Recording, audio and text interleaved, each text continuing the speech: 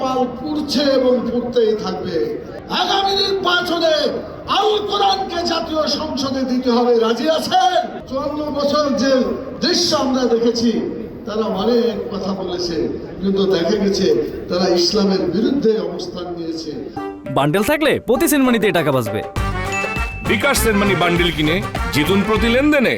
ইসলামের একাত্ম যা ছিল তাও বিতাড়িত করেছে। একটু আগে শুনেছেন, আল্লাহর প্রতি আস্থা, সকল কাজের জন্য আল্লাহর প্রতি ঈমান এবং আস্থা যেটা সংবিধানে ছিল, বিগত স্বৈরাচার সরকার, ফ্যাসিস্ট সরকার সেটাও বিদায় করে দিয়েছে। কথা ঠিক কিনা বলে? পরিষ্কার করে বলতে চাই, আল্লাহ আমাদেরকে সৃষ্টি করেছেন, আল্লাহ আমাদেরকে আইন দিয়েছেন, সেই আইন হচ্ছে আল্লাহর দেওয়া বিধান আল কোরআন।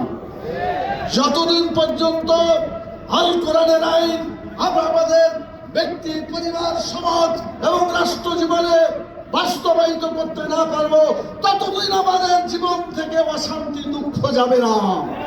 আমাদের কপাল পুড়ছে এবং পুড়তেই থাকবে। আমি জিজ্ঞাসা করতে চাই, আগামী নির্বাচনে আল কোরআনকে জাতীয় সংসদে দিতে হবে, রাজি আছেন? কোন ব্যক্তি সংসদে গেল, XYZ কে গেল বড় কথা নয়, কোরআনকে জাতীয় সংসদে দিতে হবে।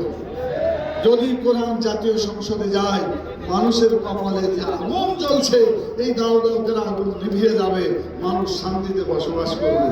আপনাকে এটা বিশ্বাস করেন? সম্মানিত ভাইরা, আমি আরেকটি কথা আপনাদের সামনে বলতে চাই। এতক্ষণ পর্যন্ত যে সমস্ত ভাইরা কথাবার্তা বলেছেন, সবগুলাই ভালো কথা, ও কথাগুলো আমারই, যার ফলে যা বলবো পুনরাবৃত্তি হবে। সেজন্য আমি সময়কে একেবারে শেষ করতে চাই।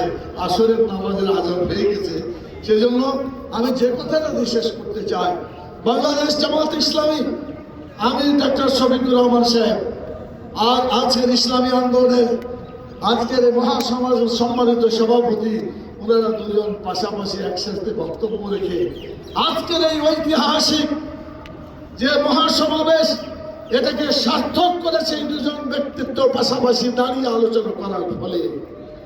আমরা বিশ্বাস করি আরো যত দল আছে সবাইকে একই একই ভাবে আমরা যদি গোটা বাংলাদেশে কোরআন আছে যেখানে আমরা থাকবো সেখানে, ইসলাম আছে যেখানে আমরা থাকবো সেখানে, আল কোরআনের আলো ঘরে ঘরে জ্বালো। আমি শুধু আল কোরআনের আলো ঘরে ঘরে জ্বালো এতটুকু বললেই হবে না। আল কোরআনের আলো ঘরে ঘরে জ্বাললে আপনার বাড়িতে আমার বাড়িতে চললো, কিন্তু বাংলাদেশের টেকনাফ থেকে তেঁতুলিয়া পর্যন্ত কোরআনের আলো চলবে? এটা জ্বালাতে হলে জাতীয় সংসদে কোরআনের আইনের বিল পাস করতে হবে। এটা যদি পাস হয়ে যায়, তখন টেকনাফ থেকে তেঁতুলিয়া পর্যন্ত সকলের বাড়িতে কোরআনের আলো চলবে ইনশাআল্লাহ। এই আলোকে কেউ নিভাতে পারবে না। আল্লাহ তাআলা তার নূরকে বিজয়ী করতে চেয়েছেন। আল্লাহু মুতিম নূরিহি ওয়া লাউ কারিহাল কাফিরুন।